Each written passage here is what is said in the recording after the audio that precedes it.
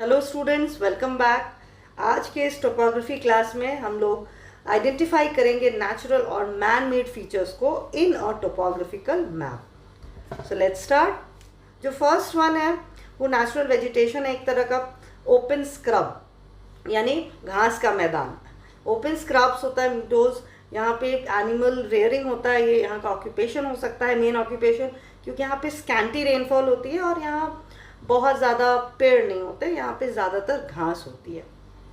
So in a map you can see open scrub mention like this. This indicates scanty rainfall. It's a grassland, so suitable for cattle or animal rearing. The next, reserve forest. अगर map में ऐसे reserve forest लिखा हो तो you must understand that here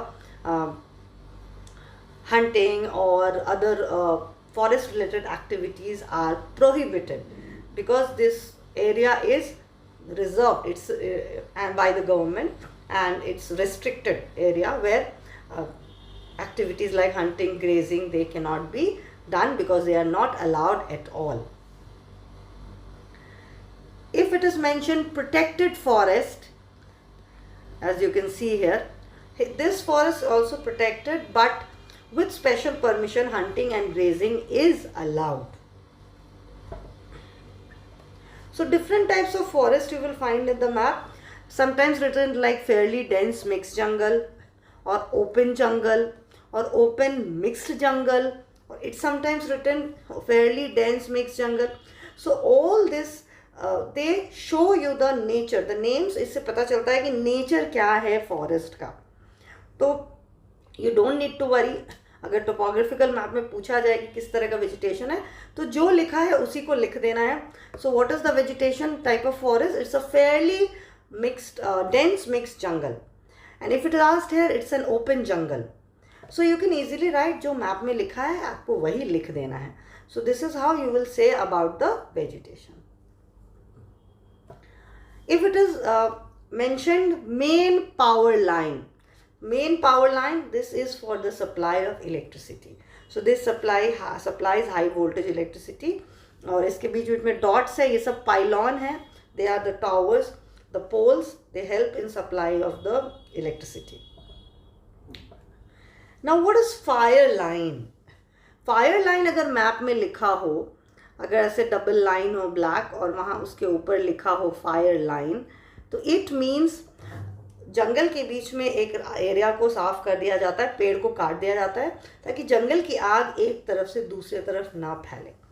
fire line is cleared patch of forest where trees are cut in order to avoid the spread of fire. Its length varies from 5 to 15 metres. तो ये इतनी दूरी तक ये बनाया जाता है ताकि जंगल की जो आग है वो एक तरफ से दूसरी तरफ ना फैले.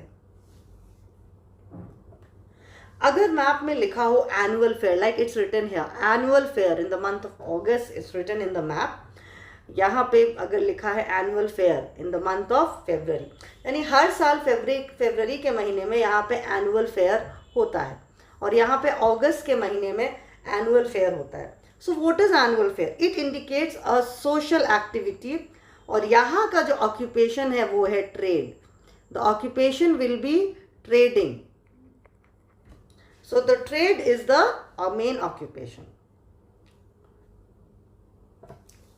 If in the map it is mentioned, अगर limestone quarry या marble quarry देखने को मिलता है तो marble quarry का मतलब है कि यहाँ पे मार्बल को एक्सट्रैक्ट किया जा रहा है, और limestone quarry का मतलब where limestones are extracted, यहाँ limestones को एक्सट्रैक्ट किया जाता है. तो ये सारे लिखे होते हैं मैप में. अगर लाइम किल लिखा हुआ है इसका मतलब limestone articles are baked here.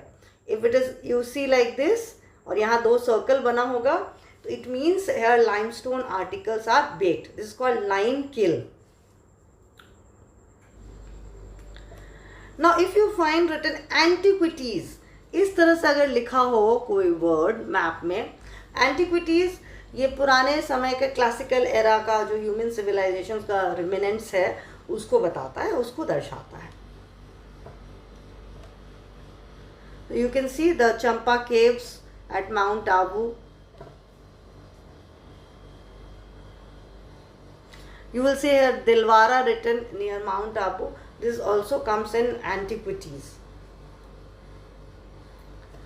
Now waterfall map में कैसे दिखाया जाता है? You can see written fall 7m, यहाँ पे लिखा हुआ है fall 7m. इसका मतलब waterfall जो है उसका height है 7 meters. This indicates a waterfall with its height 7 meters. If this kind of symbol is seen in the map, अगर ये red plus के बाद एक circle हो, this shows hospital. ये सिविल हॉस्पिटल यानी ह्यूमन बींग्स के लिए जो हॉस्पिटल होता है वो उस हॉस्पिटल को इंडिकेट करता है. अगर इस तरह के सिंबल के बाहर आयुर्वेदिक मेंशन्ड हो तो this shows N Ayurvedic hospital. You can C in the picture the Ayurvedic hospital.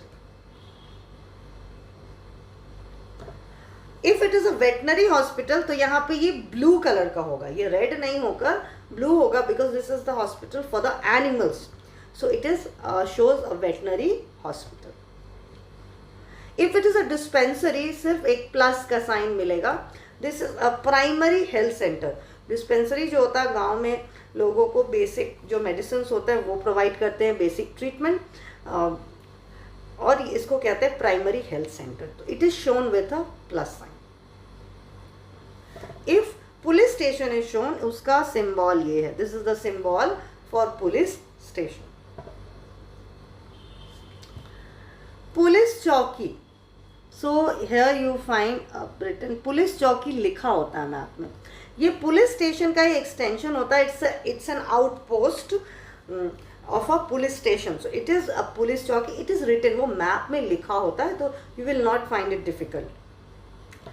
अगर टूरिस्ट स्पॉट है तो it is shown with this kind of a plus. So it's with a blue colour, you can see here. It indicates a tourist place.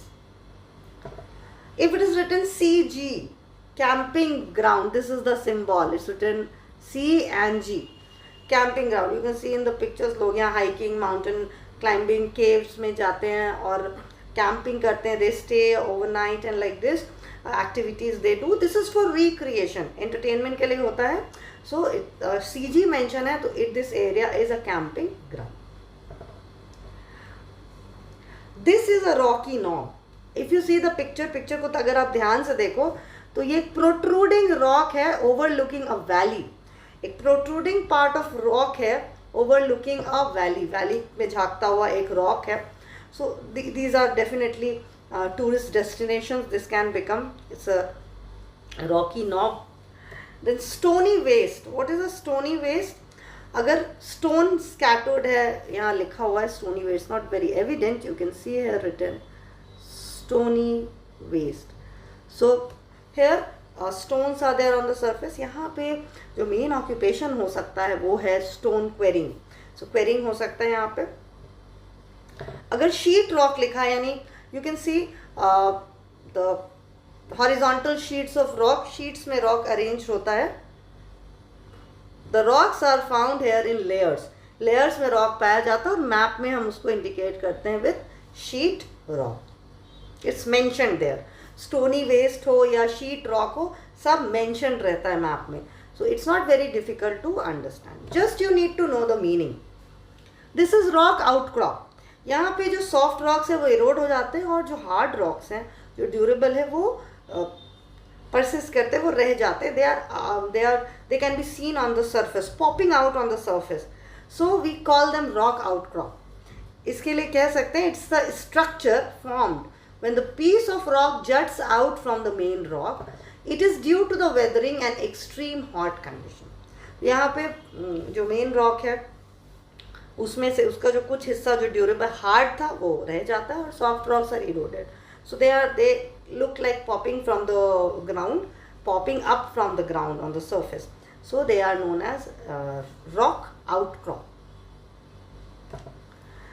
A stone quarry. यहाँ लिखा है map में stone quarry. अगर stone quarry map में लिखा है it means stones are extracted for various users.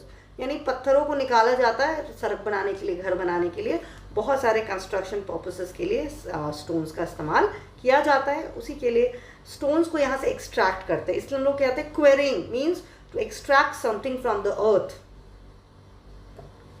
अगर international boundary को देखने की बात हो तो इंटरनेशनल बाउंड्री को हम लोग ऐसे ड्रॉ करते हैं, black dot and a line. So this is how this is the symbol of an international boundary.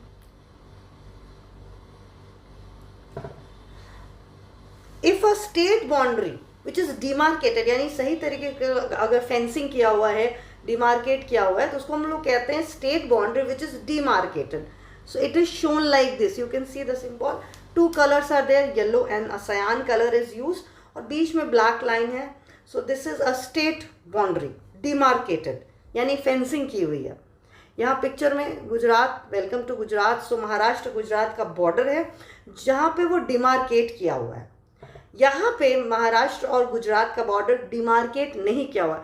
This is undemarcated boundary. ये है उसका सिंबल. यू कैन सी यहाँ पे कोई फेंसिंग नहीं है, just a line is drawn, इसलिए अनडिमार्केटेड बाउंड्री है, without fencing. Next is boundary of a taluk और तहसील. तालुक और तहसील का जो बाउंड्री है, we show it in this way. You can see the green line. This is taluk and taluk and tehsil, and this is a forest bond this is state boundary demarcated, and this is the boundary of taluk or tehsil. You can see this symbol. यहाँ भी देखने को मिलेगा ये boundary.